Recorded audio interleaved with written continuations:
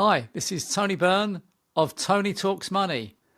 Welcome to my financial freedom program. The reason why I created this self-learning program was because I'm passionate about helping people, especially young people, to become financially free early in life. So there's 18 modules of typically 30 minutes each. The idea is that you follow the modules. There'll be some reading, watching videos. There'll be a few simple exercises to do at the end. It's important to ensure that you've actually attended each session. That's why I set you some homework, but it's not too galling. Hopefully you'll learn from that. And after you've completed the 18 modules, you'll have all the tools in your armory to become financially free and live the life of your dreams. I'm very passionate about this and I really want you to have every success in the world. Welcome to Module 1, Develop Good Habits. Now, there was a saying by a great American, Thomas Jefferson, if you want something you've never had, you must be willing to do something you've never done.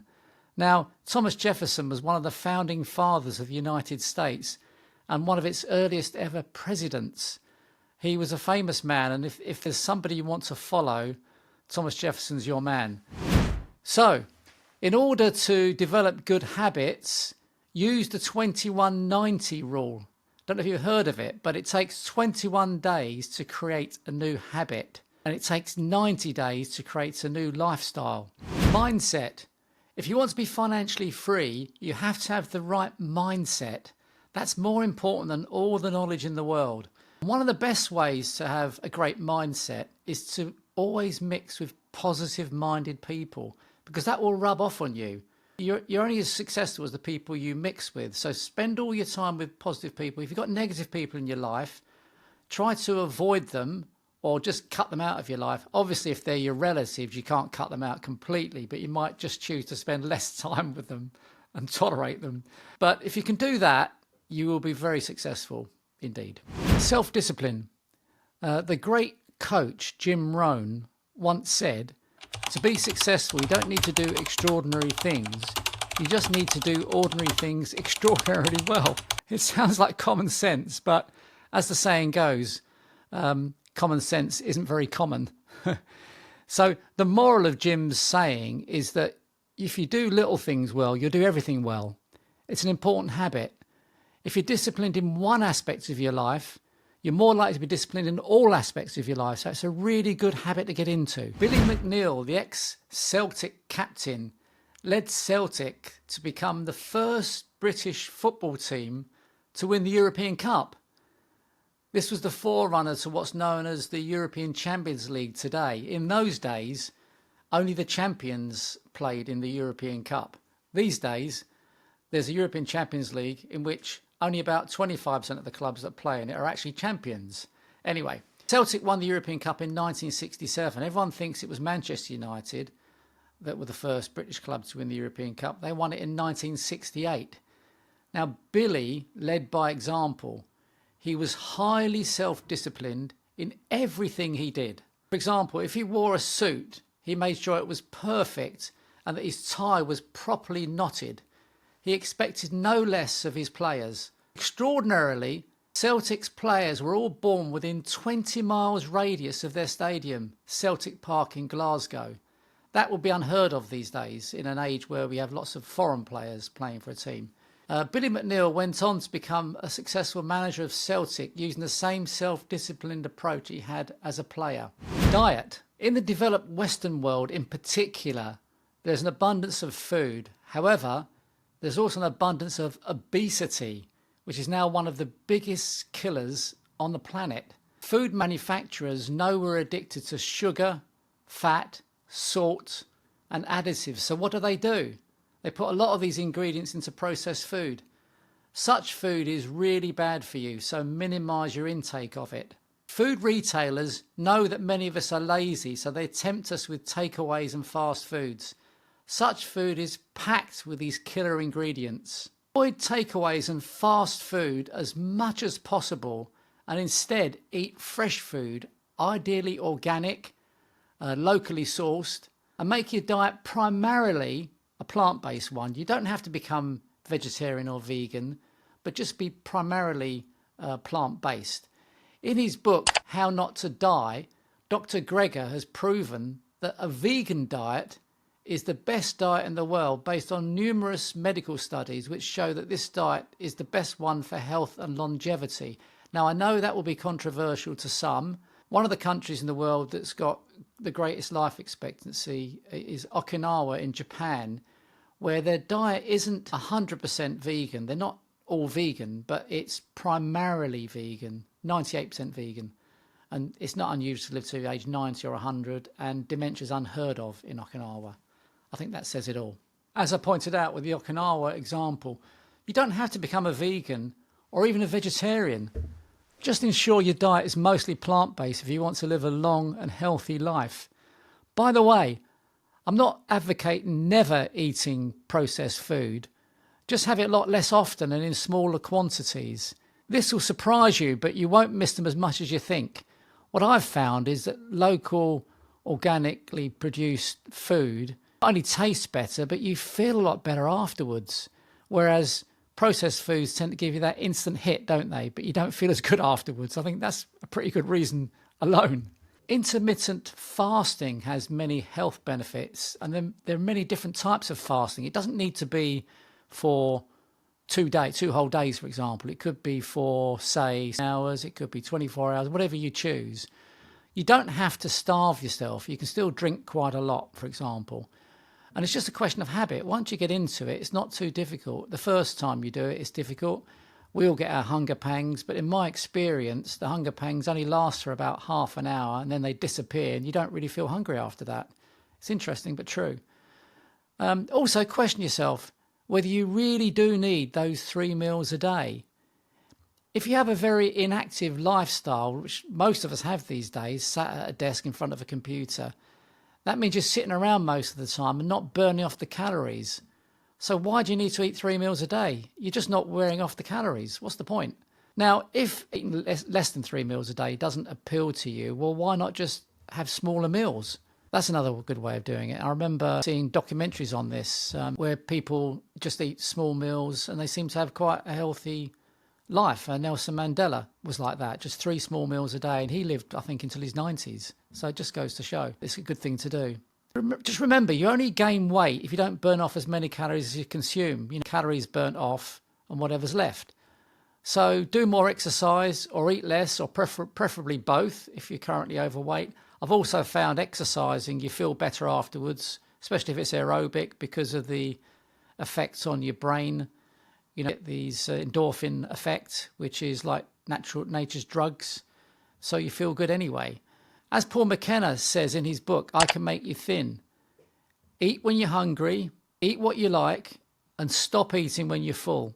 It's really as simple as that. Physical health. Your physical health is so important, it becomes even more important when you become older, if you wish to limit your decline due to old age. Good physical health is linked to other good habits in this module, such as diet and fitness. Now, avoid taking prescribed medication unless it's strictly necessary. All drugs have side effects. Your body is itself a great self-healer. More often than not, it's better to let your body self-heal and to increase your resistance to illness by developing your body's natural immunities and antibodies, and also clearly through diet. Obviously, there's some situations where you need to take medication, such as if you're involved in a car accident, for example, and you've got nasty injuries, where your body's not going to solve your broken bones just by self-healing, is it? Let's face it. So there are some situations where you have to do that. Also, if you're in an office-bound job, try not to sit down all day. It's really bad for your body and makes you put on weight. Bad for your back, for example. So instead, stand for at least 5 minutes every hour. Consider getting a stand-up desk, or exercise on your feet as much as possible, walk as much as possible. I've come across people that even have treadmills, an elevated desk, that actually run on the spot while they're having meetings with Zoom, for example. I couldn't bring myself to do that, but it just goes to show what is possible. I suppose you could always walk on the treadmill, couldn't you, if that's what you decide to do. That's quite a good use of time then, quite a productive use of time.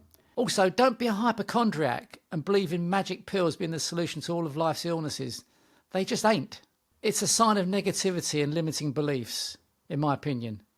You're better than that. Yoga, a set of specific exercises called poses, combined with specific breathing techniques and meditation principles, are the building blocks of yoga. If a pose causes pain or proves too difficult, there are variations and modifications that can be made to help students. Props like blocks, blankets and straps, even chairs can be used to help you get the most benefit from the poses. Yoga is not one size fits all. The best yoga workout for you will depend on your individual needs and goals. The benefits of a regular yoga practice are wide-ranging. In general, a complete yoga workout can help you keep your back and joints healthy, improve your overall posture, stretch and strengthen muscles, and improve your balance, says Roger Cole, PhD. Yoga also has a restorative side that is deeply relaxing and rejuvenating, Dr. Cole says. Relaxation is built into every yoga session. In addition, yoga's focus on the breath can calm you and help you learn to be more mindful of your body, says Timothy McCall, the author of Yoga as a Medicine, and that can help you to move with greater ease. Mental health is a much talked about subject today. Whilst it's a positive thing that people can talk about their mental health challenges more freely these days, especially on social media, and no longer have to hide their feelings, it's equally important for such people to develop greater resilience, because no matter how challenging it is, you will not be successful if you allow your mental health to become so negative that it overwhelms you. You very rarely hear the word resilience anymore in society. It's all about problems and mental health issues.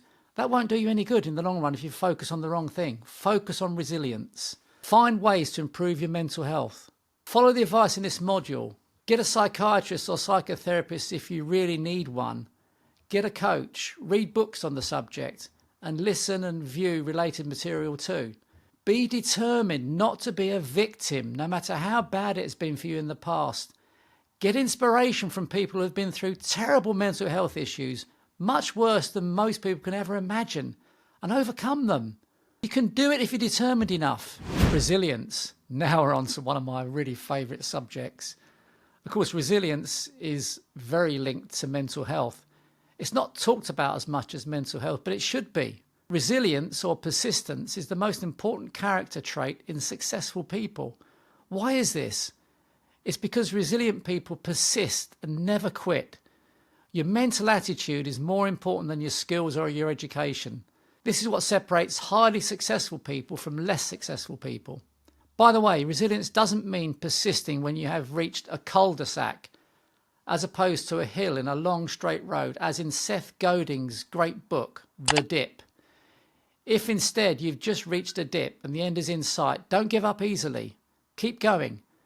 Many people give up when they're on the verge of success.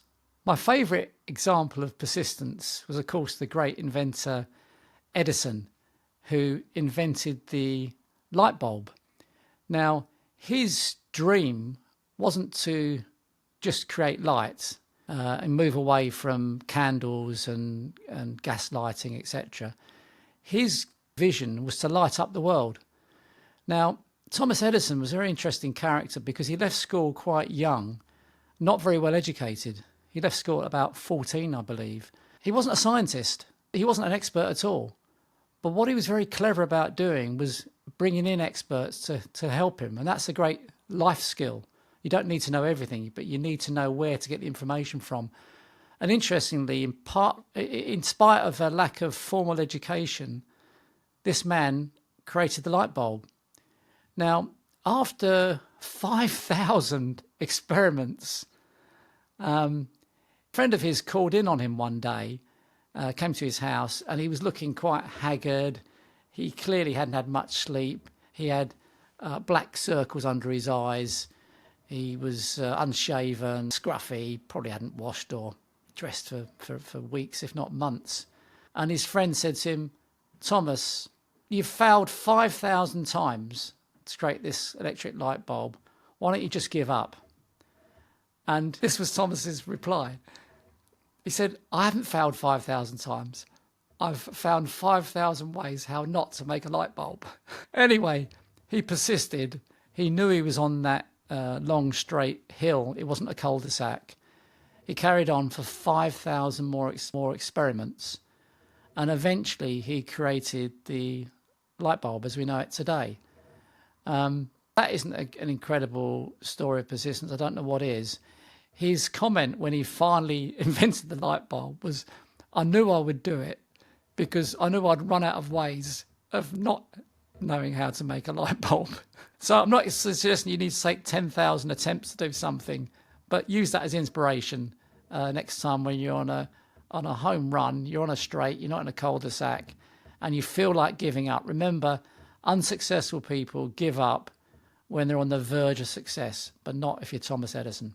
Independence. I know this isn't so popular these days in an age where independence seems to be penalised increasingly. Nonetheless, you need to practice independence. Go your own way. Don't allow the doubters and naysayers to put you off.